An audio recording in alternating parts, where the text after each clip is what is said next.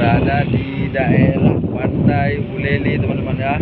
Nah, kita melihat bagaimana suasana pemandangan dan taman-taman yang sekarang sudah indah sekali teman-teman. Nah, di belakang saya teman-teman kita terlihat di sinilah biasanya ya kalau sore ini karena sudah malam ya, sepi sekali teman-teman ya. Nah, jika ke Banda Aceh teman-teman jangan lupa ke Buleleng teman-teman ya. Di sini banyak kuliner-kuliner ya di daerah belakang sana, dan mau menu apapun di sini tersedia teman-teman ya.